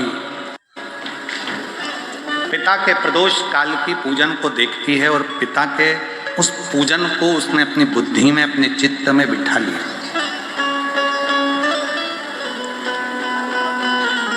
जैसे मां पार्वती जी ने जैसे शिव को, भगवान देवाधिदेव महादेव की आराधना को, शंकर भगवान की साधना को अपना बना लिया था, फिर बाद में देवाधिदेव महादेव स्वयं मां जगज्जननी पार्वती के हो गए थे। ये उसी तरह जैसे विश्वनाथ जिसका हो जाता है, एक बार यदि विश्वनाथ आपका हो गए, भगवान विश्वनाथ यदि आपके हो गए, तो विश्व का कोई ऐसा सुख नहीं है जो तुम्हें नहीं मिल सकता। कोई ऐसा सुख नहीं जो तुम्हें प्राप्त नहीं। बस उसको अपना बना लो, एक बार उससे प्रार्थना करो, उससे विनय करो, निवेदन करो, विनती करो। कैसे ना मिले? दुनिया का सारा सुख, दुनिया का सारा वैभव, दुनिया का सारा आनंद शिव की कृपा से आपको प्राप्त होगा, शंकर भगवान की कृपा से आपके पास होगा। आप उस शिव की भक्ति करो। आप उस शंकर की आराधना करो, आप शिव की साधना करो, आप भगवान देवाधिदेव महादेव का स्मरण करो। पुनीतावती बड़ी हो गई और बड़ी तो हुई, विवाह हो गया एक धनिक सेठ के साथ, जिसके पास में बहुत संपदा है, बहुत धन है। ऐसे धनिक सेठ के साथ में उसका विवाह। परम दत्त नामक सेठ के साथ में, धनिक के साथ उसका विवाह हो गया। पर शिव जी की भक्ति में वो इतनी लीन होती थी कि वो भगवान शंकर के सिवा चित्त मन, कोई आता, कोई शिव भक्त आ जाता, उसको भोजन करा देती, पानी पिला देती, सेवा करती, आसन लगा देती, बिठा देती, ऐसी उसकी भक्ति थी। पर इस पुनीतावती का जो पति था, परम दत्त नामक जो पति था, वो बड़ा अलग स्वभाव का था, थोड़ा कंजूस भी था और थोड़ा क्रूर भी। हमने कल कथा में आपको कहा था, पत्नी अगर धर्मात्मा होती है तो पति थोड़ा सा क्रोधी होता है, या भगवान को नहीं मानता, या पति भगवान को मानता है तो पत्नी नहीं मानती। पति और पत्नी दोनों यदि भगवान को मानने लगे तो समझ लेना कि भगवान भोलेनाथ की बड़ी कृपा है, जो हम एक जैसे हैं। ये शिव कृपा, ये शंकर की कृपा है।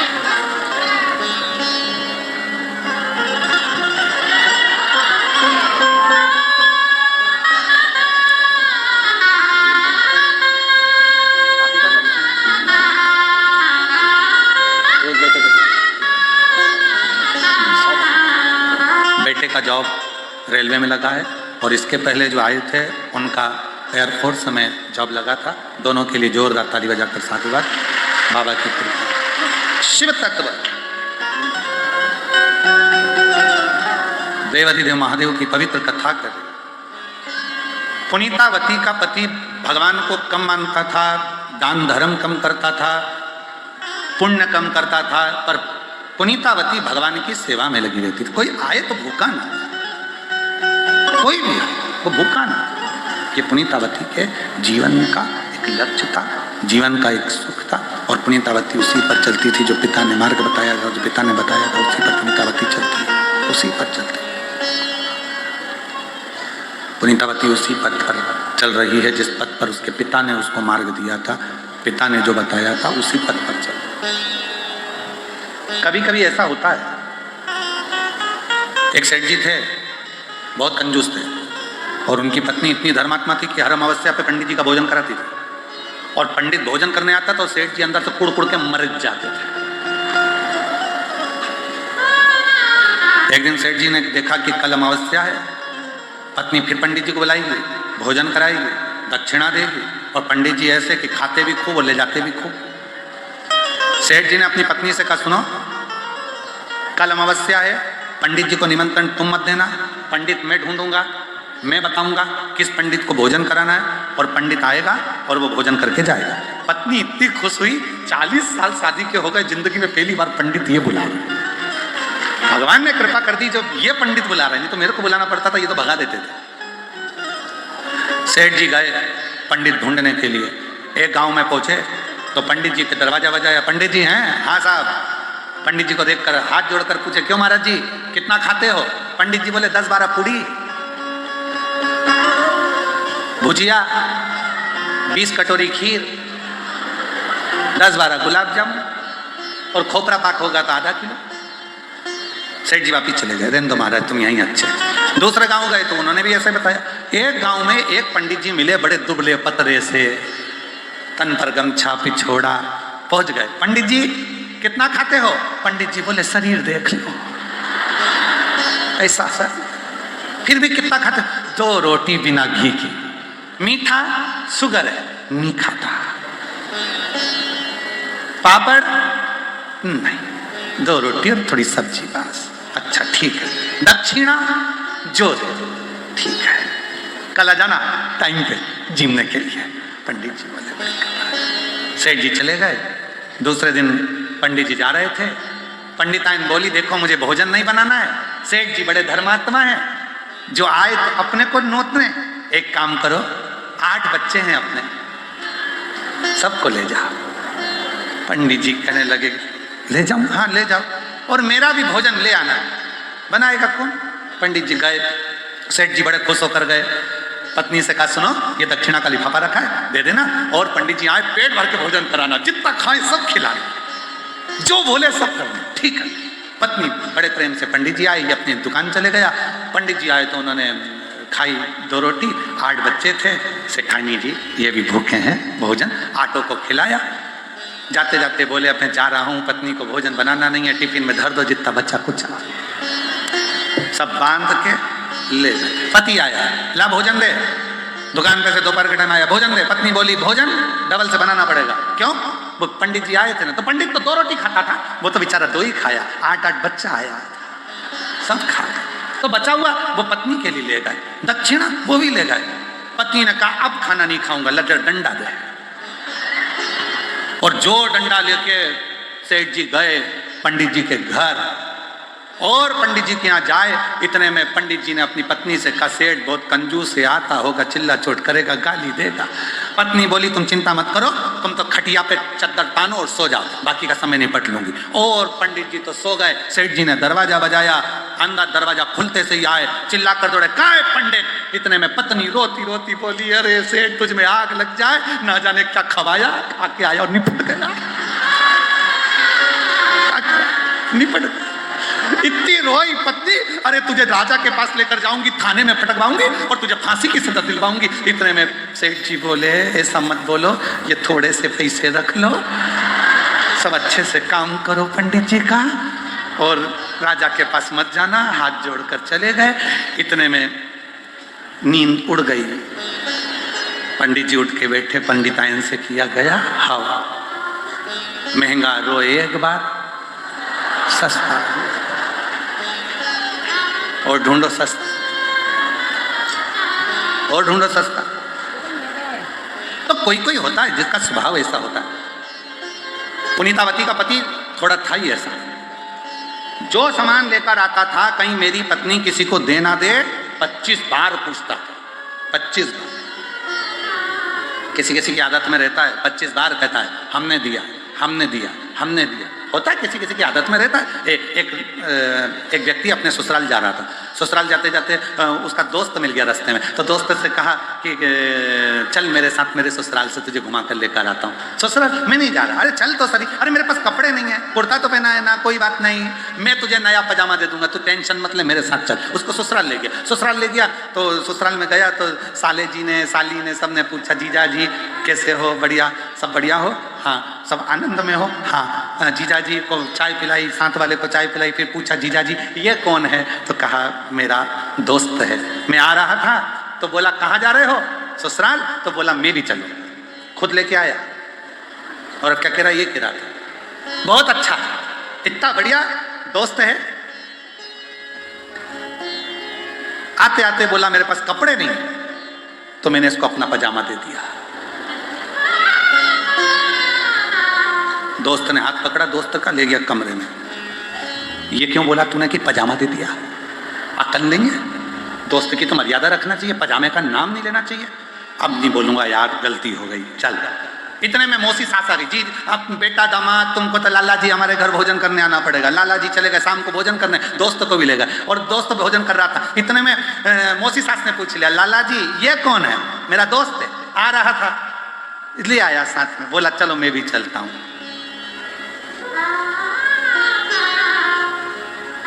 कुर्ता इसी का है,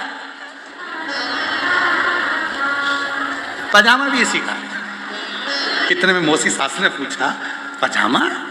फिर पूरी कथा सुना दी। अब तो और गुस्सा आ गया। अब लेकर गया और कहा, गरबान पकड़ कर बोला अब बोला ना पजामे की तो सोच लेना, अभी कि भी चले जाओ। मामा ससुर ने कहा था सवेरे भोजन हमारे यहाँ है, वहां ले गया। मामा ससुर ने कहा दामाद जी, लाला जी कैसे हो? बढ़िया। ये कौन है? मेरा दोस्त है। दोस्त है, पजामे की कोई बात नहीं करूंगा, कोई बात। अब तो वो दोनों में लड़ाई हो गई। चले, किसी किसी की आदत रहती है बताने की, देने की, बता दे। महाराज पुनीतावती का पति था ही ऐसा, जो सामान देता था 25 बार पूछता था कहीं किसी को दे तो नहीं दिया। मैंने तुझे वो साड़ी दिलाई थी, कहाँ है? मैंने तुझे सामान दिया था, कहाँ है? एक दिन पुनीतावती का पति 2 आम लाकर दे दिया पत्नी को। 3 दिन निकल गए आम रखे रखे। एक शिव भक्त आ गया, भूखा था, भूख लग रही थी। दरवाजा बजाया पुनीतावती का जैसे ही दरवाजा बजा, पुनीतावती बाहर आई। बाहर आकर दरवाजा खोला। कौन है? माँ, भूख लगी है, भोजन चाहिए। भूख लगी है? हाँ। भोजन चाहिए? हाँ। अंदर आए, पानी पिलाया, भोजन कराया। जाने लगे तो मन में सोचा कि क्या दूं? पैसा दूंगी तो पति को अच्छा नहीं लगेगा। आम रखे हैं, एक आम उठाकर पुनीतावती ने उस शिव भक्त को दे दिया। शिव भक्त बाहर गया, पेड़ के नीचे बैठकर आम खा रहा था। इतनी देर में उसका पति आ गया। पति अंदर आकर पूछा, आते से ही पति ने पूछा, आम कहाँ है? पत्नी ने एक आम ला कर दिया। पति बोला, दूसरा आम कहाँ है? पुनीतावती बोली कि इनने शायद देख लिया। पुनीतावती ने कहा, वो तो मैंने शिव भक्त को दे दिया। वो आम क्या तू तेरे बाप के घर से लेकर आई थी? आम लाकर दे अभी की अभी। वो आम चाहिए। पुनीतावती नेत्रों से नीर बहाती हुई भोलेनाथ को याद करती है, बाबा मैंने तो उस भक्त में आपको देखा था, वो प्रसाद में आम वापिस दे दो ना भोलेनाथ। शंकर भगवान ने पुनीतावती की गोद में वो आम वापिस डाल दिया। जैसे ही पुनीतावती की गोद में आम वापिस डाला, वो आम पुनीतावती ने अपने पति को हाथ में दिया। हाथ में लेते से ही पति को लगा ये तो कोई तंत्र मंत्र जानती है। पति ये नहीं समझ पाया कि ये शंकर की भक्त है, ये तंत्र मंत्र करती है। धक्के मार दिए, कहा मेरे तेरे तन पर जो आभूषण है वो मेरे हैं, सब उतार। सारे आभूषण उतरवा दिए। मेरे घर की वस्त्र भी दे, अपने बाप के घर का पहन कर जा।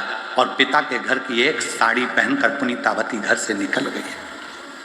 घर से निकली और पुनीतावती जैसे ही एक वस्त्र पहनकर निकली, शिव मंदिर में पहुंच गई। जितने लोग आते थे सेठ, उन सब पुनीतावती की सुंदरता देखते थे। इतनी सुंदर थी पुनीतावती कि उसको देखकर आड़े टेढ़े शब्द सब कहने लगे। एक दिन प्रदोष काल का समय था, जो पुनीतावती ने अपने पिता को देखा था कि प्रदोष में पिताजी शिव का अभिषेक करते हैं, पर आज मेरे पास ना वस्तु सामान है ना कोई सामग्री है। पुनीतावती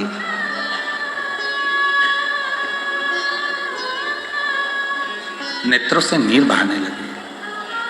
नीर। बाबा के मंदिर में झाड़ू लगाने लगी। झाड़ू लगाते लगाते रज शिव के शिवलिंग पर चढ़ रही थी। भगवान देव अधिदेव महादेव प्रकट हो गए। बाबा ने पूछा, पुनीतावती? पुनीतावती पूछे, कौन? शिव। मैंने तो ना जल चढ़ाया, ना बेलपत्र चढ़ाई, ना धतूरा चढ़ाया, ना फूल चढ़ाया, कुछ भी नहीं। तूने मेरे मंदिर में झाड़ू लगाई, झाड़ू से धूल उड़ी, वो धूल मुझे लगी। लोग भस्म चढ़ाते हैं, तूने मुझे वही भस्म चढ़ा दी। बता तुझे क्या दूं मैं आज? क्या दूं मैं तुझे आज? दुनिया के लोग कहते हैं, सीओर वाले बाबा जी कहते हैं, सीओर वाले महाराज कहते हैं, मंदिर में झाड़ू लगाओ, पोछा लगाओ। उनको कौन समझाए कि झाड़ू लगाने पर भी अगर तुमने शिव मंदिर में झाड़ू लगाई है, पोछा लगाया है, सफाई करी है, अगर धूल थोड़ी सी अगरबत्ती लगी थी, धूप बत्ती लगी थी, तुम्हारे झाड़ू पोछा लगाने से अगर वो भस्म भी उड़ेगी, शिव पर चढ़ेगी, उसका भी फल तुम्हारे खाते में लिखा कर जाएगा। भस्म का फल भी तुम्हारे खाते में लिखा कर जाएगा। लोग कहते हैं, सीवर वाले बाबा जी कहते हैं जल चढ़ाओ, सीवर वाले बाबा जी कहते हैं निर्माल्य उठाओ, विसर्जन में लेकर कहीं एक जगह स्थान पर रखो। क्या फल है उसका? बहुत फल है, बहुत। जो भी कथा शिव महापुराण में कही जाती है, एक एक शब्द शिव महापुराण में कहा जाता है, वो कहीं ना कहीं किसी न किसी पुराण में से, किसी स्थान में से, कोई कथा के माध्यम से लेकर फिर बोला जाता है। हमें भी मालूम है कि करोड़ों करोड़ों लोग इस कथा को सुनते हैं। कोई भी आकर खड़ा हो जाएगा कि प्रमाण दीजिए, तो उस प्रमाण को देने के लिए कौन से पुराण से, कौन से शास्त्र से, कौन सी जगह से, कौन से पृष्ठ से, गीता प्रेस गोरखपुर की कौन सी किताब से उसको लिया गया, उसका पूरा वर्णन एक डायरी में लिखते हैं। उसके बाद व्यासपीठ पर आते हैं, फिर बताने का प्रयास करते हैं, जिससे किसी को बताने का समय आए तो बताया। कई लोगों ने बीच में प्रमाण कहा शिव जी पे चढ़ा हुआ जल नहीं पीना चाहिए, फिर उनको प्रमाण दिया। फिर किसी ने कहा पशुपति व्रत तो हमारी पुराणों में नहीं है। कैसे नहीं है? पाशुपत्य व्रत एक होता है, पाशुपत योग, एक पाशुपत अस्त्र और एक पाशुपत व्रत। पाशुपत व्रत स्वयं देवादिदेव महादेव का वो व्रत भगवान कृष्ण ने भी करा। भगवान कृष्ण ने भी पाशुपत योग भी करा, पाशुपत व्रत भी करा और पाशुपत अस्त्र भी रखा। संसार के लोग जब द्वापर में भगवान कृष्ण ने जब पाशुपत व्रत करा, अस्त्र करा लिया और पाशुपत योग करा, तो भगवान शंकर ने कहा दुनिया की सामर्थ्यता नहीं है जो पाशुपत योग कर ले, दुनिया की सामर्थ्यता नहीं है कि पाशुपत अस्त्र धारण कर ले, पर कली काल में जो पाशुपत व्रत करेगा वो पाशुपत अस्त्र और योग के बराबर होकर उसका फल जरूर मिलेगा, उसका फल मिलेगा। तो दुनिया के लोगों ने फिर पाशुपति व्रत करना प्रारंभ करा। आज पूरी दुनिया के लोग पशुपति व्रत कर कर अपने मन की कामना 5 सोमवार कर कर फल प्राप्त कर लेते हैं, तो पाशुपति व्रत है। फिर किसी ने कहा कनेर का फूल, फिर किसी ने कहा सफेद आंकड़े की जड़, एक एक चीज का वर्ण। और ये कथा आज कह रही है, भगवान शंकर की कथा कर रही है कि झाड़ू लगाने का भी फल है, पोछा लगाने का भी, मंदिर में सफाई करने का भी फल है।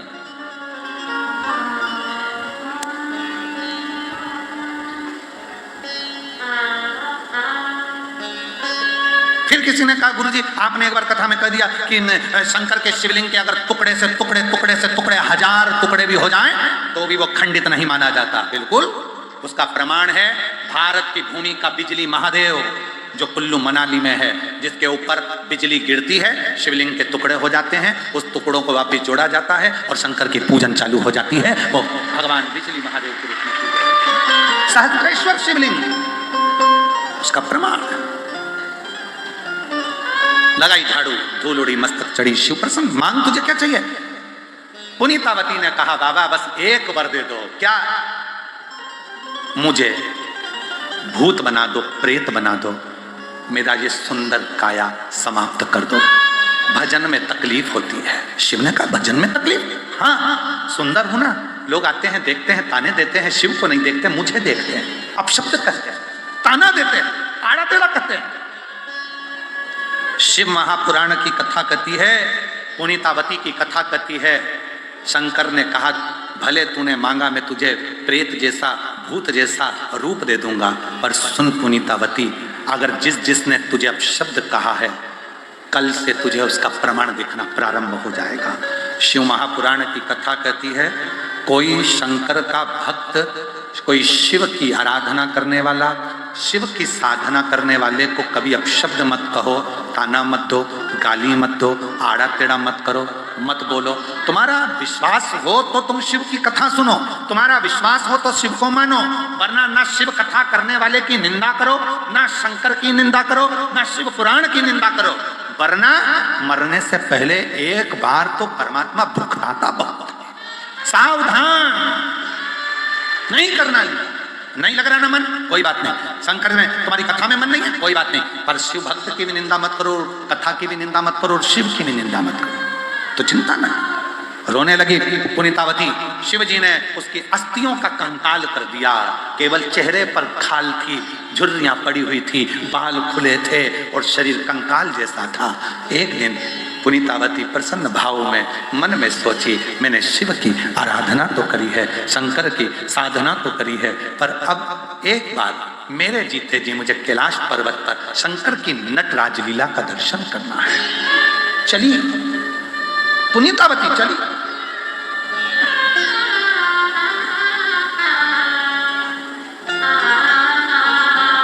एक पुनीतावती, भारत की भूमि के 2 संत ऐसे हुए, एक रामकृष्ण परमहंस जी और एक पुनीतावती जी। भारत की भूमि के वो 2 संत ऐसे हुए, रामकृष्ण परमहंस जी जब वृंदावन दर्शन के लिए आए तो मथुरा के रेलवे स्टेशन पर पांव के बल नहीं उतरे, सिर के बल उतरे थे रामकृष्ण परमहंस जी। और भारत की भूमि की दूसरी संत पुनीतावती ऐसी थी जो कैलाश धाम की यात्रा करने के लिए गई, और जब कैलाश नजदीक में थे तो पांव से चलना बंद कर दिया था, हाथ के बल चलती थी, थक जाती थी तो सिर को जमीन पर टेक लेती थी। पर पूरी कैलाश यात्रा में पुनीतावती ने अपना पांव नहीं रखा, क्योंकि इस धरा पर मेरा शंकर कंकर के रूप में विराजमान है, ना जाने कब मिल जाएगा मुझे। पांव नहीं रखा, पांव। भारत की भूमि के एक संत रामकृष्ण परमहंस जी मथुरा के रेलवे स्टेशन पर उतरते हैं तो सिर के बल, हाथ के बल उतरते हैं। कहा साथ वालों ने, स्वामी जी क्या कर रहे हो, लग जाएगी, चोट लग जाएगी, गिर जाओगे, पांव क्यों नहीं रखते? रामकृष्ण परमहंस जी ने कहा, जिस ब्रज की रज में मेरे कृष्ण ने अपना चरण रखा है, उस रज पर मैं पहले सिर रखना चाहता हूं, अपना पांव नहीं।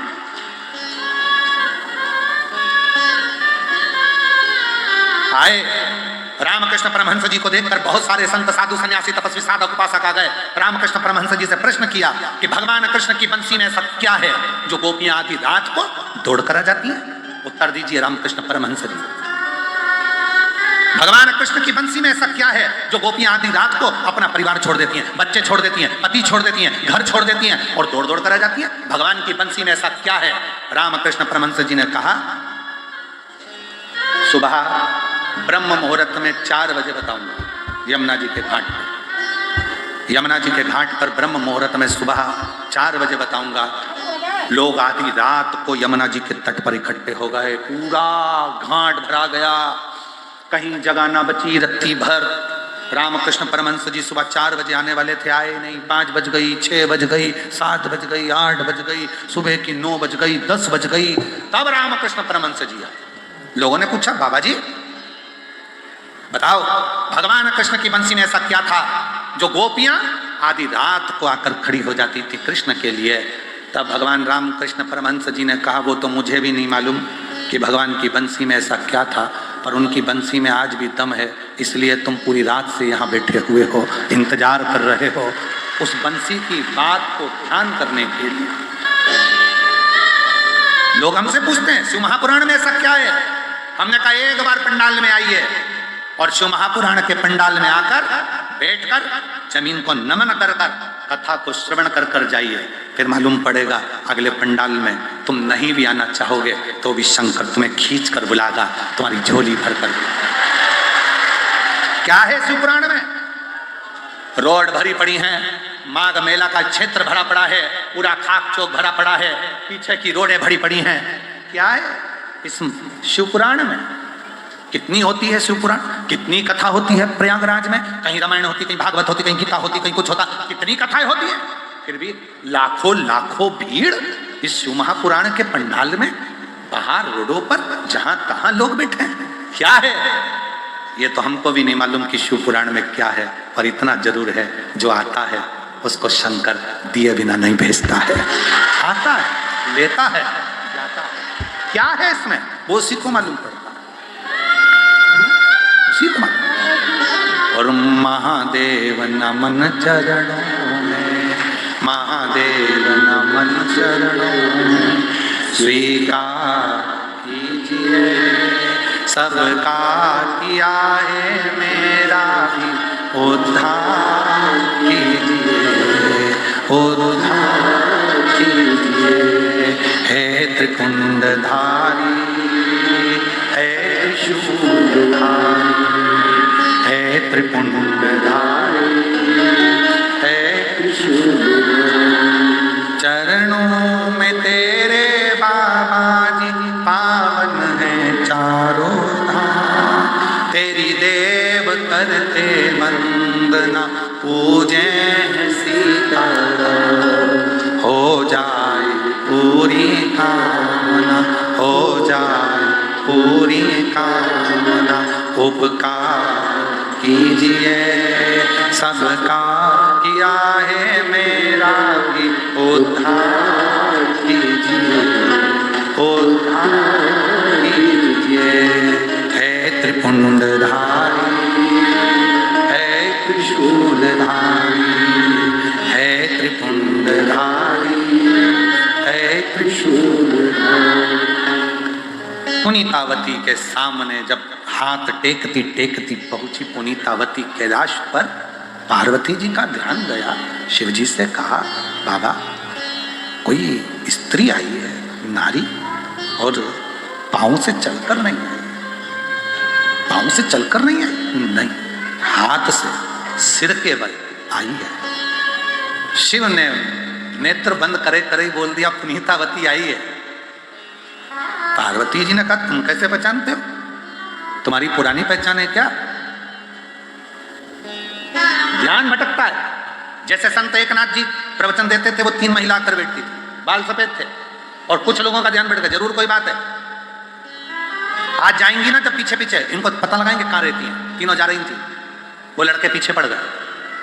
पीछे पढ़ते पढ़ते प्रवचन से जैसे ही निकली तो आगे गई जंगल में, जंगल से निकली तो पहुंची चंद्रभागा नदी के तट पर, और तीनों चंद्रभागा नदी में कूद गई। उन लड़कों ने विचार करा गलत थी ना, इसीलिए सुसाइड करा है।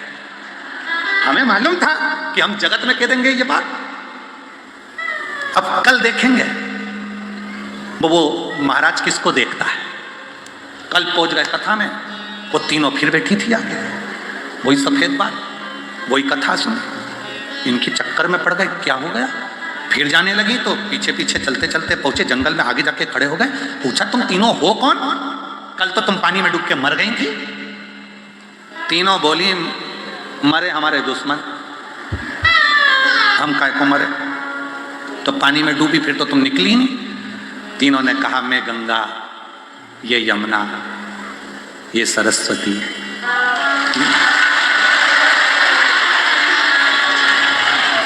संत एकनाथ जी जब शिव की चर्चा करते हैं तब हम तीनों सुनने के लिए आते हैं। दुनिया पाप हम में धोती है और हम उस पाप को लाके शिव पुराण की साक्षी में रख देते हैं तो वो समाप्त होता है। सतुआ बाबा जी, इस कथा से हमको ये स्मरण होता है कि कथा आप कराते हैं पर गंगा यमुना सरस्वती ये त्रिवेणी इस शिव पुराण को सुनना चाहती है, इसलिए ये कथा मेले के विराम पर होती है। 3 साल से हम देख रहे हैं पूरा मेला समाप्त हो जाता है, खाली हो जाता है। 4 साल से हम देख रहे हैं कि पूरा मेला खाली हो जाता है और मेले से लोग चले जाते हैं, संत भी चले जाते हैं, तब यह कथा करने का मौका इस शरीर को मिलता है। और हमें लगता है ये कथा का जो विराम होता है ये स्वयं माँ त्रिवेणी इस कथा को सुनकर शिव पुराण की कथा में जितने मेला को नहाने के लिए आते हैं उन सब का भार किसको दे तो शिव पुराण को दे देती है और कथा सुनकर आनंद। तो इसीलिए लोग कहते हैं इतनी भीड़ तुम नहीं आ रहे हो। अरे गंगा यमुना सरस्वती गोदावरी बहा, ये गोदावरी तुम देखो तो सही जरा, जितने आस्था चैनल पर कथा सुन रहे हैं टीवी पर देखो जरा, क्या एक रोड से लेकर वो माँ गंगा यमुना के तट तक जहां तक चले जाओ वहां तक ये भक्तों का सैलाब बहता जा रहा है। गोदावरी वो पुनीतावती हाथ के बनाए, तुम कैसे पहचानते हो? बस पहचान भक्ते सामने शिव जी आ गए, मांग क्या चाहिए? आपकी नटराज की लीला का दर्शन करना। पुनीतावती ने भगवान शंकर के नृत्य का दर्शन किया। शिव ने कहा मांग तुझे क्या चाहिए? मेरा दर्शन हुआ है, मांग ले, तुझे क्या चाहिए? बस एक कृपा कर दो, अपने पास रखना, अब संसार में मत भेजना। शिव ने अपने अंदर ही उसको संभाल लिया, अपने भीतर ही। मेरी जीजियों, तुम्हारे पास देने के लिए कुछ ना हो तो भाव शिव के प्रति रखना। बहुत भोला है मेरा शंकर। देवताओं को फल चाहिए, उसको धतूरा चाहिए। दुनिया के लोगों को वस्त्र चाहिए, उसे कुछ नहीं चाहिए। कुछ भाव हृदय की भक्ति अपने भीतर रखिए। ऐसी पवित्र कथा भगवान देवादिदेव महादेव की इस पवित्र धरा पर प्रयागराज में चल रही है, जो आज कथा का चतुर्थ दिवस। आज कथा की क्या है? शिवरात्रि। तो जो रात को रुकने वाले हैं खूब भजन करो, कीर्तन करो, टोलियां बनाकर, मंजीरा बजाकर, ढोल बजाकर, एक ढपली हमारे पास भी है, तुमको दे देंगे, गा ले। खूब भजन करो, कीर्तन करो, मंत्र जाप करो, नाम जाप करो, स्मरण करो, नाच भी लो, गा भी लो, खूब आनंद करो। भाई राधे का साउंड वाला है, राधे शाम को थोड़ी देर साउंड चला देना और भजन भी चला देना, जिससे ये लोग थोड़ी देर। बाबा जी का है सतवा बड़ा